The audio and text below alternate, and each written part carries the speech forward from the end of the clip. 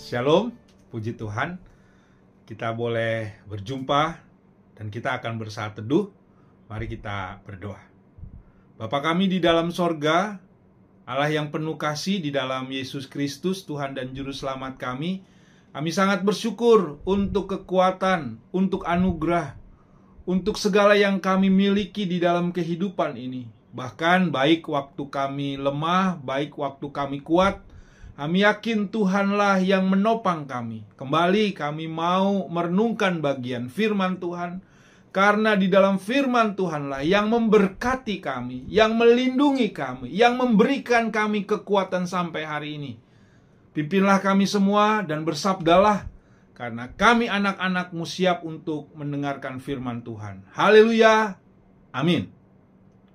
Saat ini firman Tuhan terambil daripada 1 Korintus pasal yang ke-12, ayat yang pertama sampai dengan ayat yang ke-11.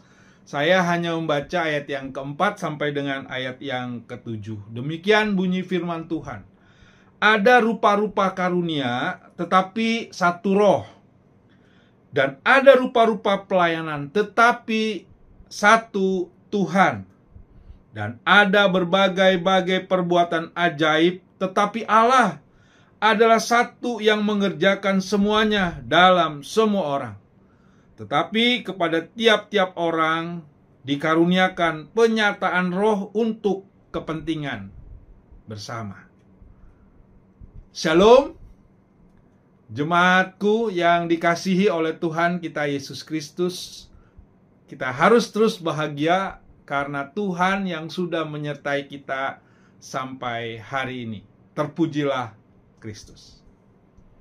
Bapak Ibu yang terkasih di dalam Tuhan kita Yesus Kristus, permisi tanya, dalam kehidupan kita tentunya kita tidak lepas daripada pergumulan. Mungkin kita punya perselisihan atau punya pergumulan di tengah-tengah keluarga, di tengah-tengah pelayanan, di tengah-tengah kehidupan kita.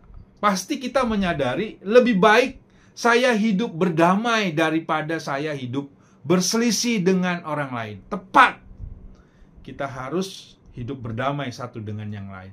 Tetapi dalam perenungan kita hari ini, kalau kita belajar daripada surat Paulus kepada jemaat di Korintus, ini sangat menarik. Kenapa? Karena di dalam kota Korintus ini terjadi perselisihan, terjadi perpecahan di tengah jemaat.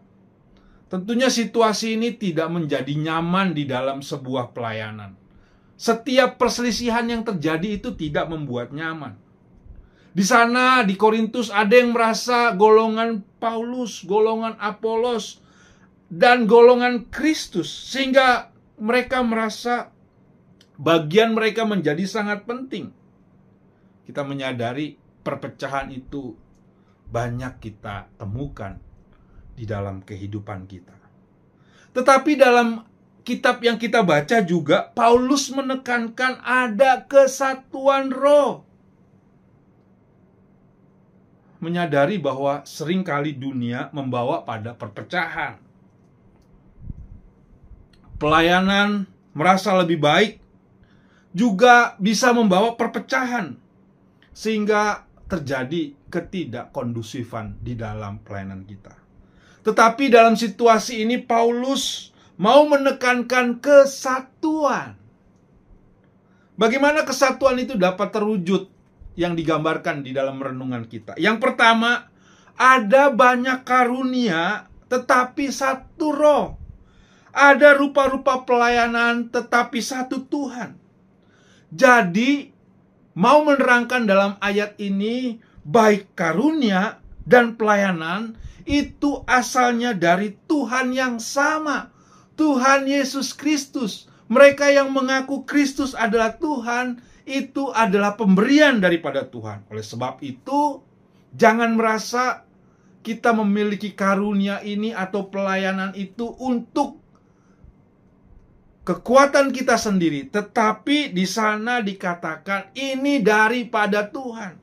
Karunia dan pelayanan bukan untuk kesombongan diri kita, bukan merasa kita mampu, tetapi Paulus menekankan itu daripada Tuhan.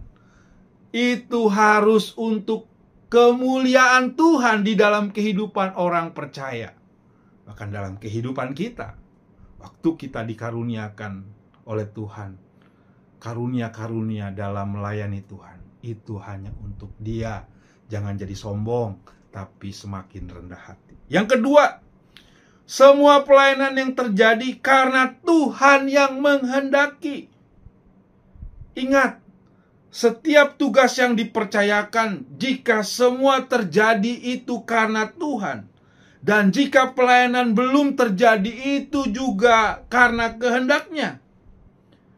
Jika menyadari pelayanan ini adalah milik Tuhan, hidup kita ini adalah milik Tuhan, jangan ada satupun yang merasa bahwa kalau pelayanan sudah menjadi hebat, kalau banyak orang sudah bertemu dengan Tuhan karena pelayanan kita, itu salah. Harusnya ketika orang-orang bertemu dengan Tuhan, merasakan Tuhan, kehadiran Tuhan, diberkati Tuhan, itu semata-mata karena kehendaknya, bukan hanya kemampuan manusia belaka. Jadi, di dalam pelayanan yang ada, bahkan di dalam perbedaan-perbedaan yang kita alami, janganlah membawa pada satu perselisihan, bahkan satu perpecahan. Tuhan mau kita bersatu, kita melayani Tuhan dengan semua perbedaan-perbedaan yang ada, intinya untuk kesatuan roh dan Tuhan dimuliakan. Marilah jemaatku, marilah orang-orang yang mengasihi Kristus, kita tetap bersatu di tengah-tengah perbedaan yang ada. Di tengah-tengah pergumulan kita, Kristus hadir, mau menyatukan perbedaan. Pelangi menjadi indah karena berwarna-warni. Tubuh kita menjadi kuat karena banyak organ-organ tubuh yang saling menopang. Dunia ini begitu indah karena banyak kita lalui, baik suka maupun duka. Baik warna-warna kehidupan ini membuat kita harus selalu memuliakan Tuhan. Marilah kita tetap bersatu di tengah-tengah perbedaan. Mungkin ada ketidakdamaian, ada perselisihan. Mari datang saling merangkul, saling memaafkan. Itu bukti ada kasih Tuhan di dalam hidupmu dan hidupku. Amin. Kita berdoa. Terima kasih Tuhan untuk kebenaran firman Tuhan. Kami harus terus bersatu di dalam Tuhan. Kemampuan kami, kehebatan kami, bahkan kelemahan kami, ajarkan kami untuk terus mengandalkan Tuhan. Berkati kembali satu hari ini, agar nama Tuhan yang mulia itu dimuliakan melalui hidup kami yang terbatas ini. Di dalam nama Tuhan Yesus, kami serahkan doa ini. Haleluya. Amin. Tetap semangat. Tuhan Yesus memberkati.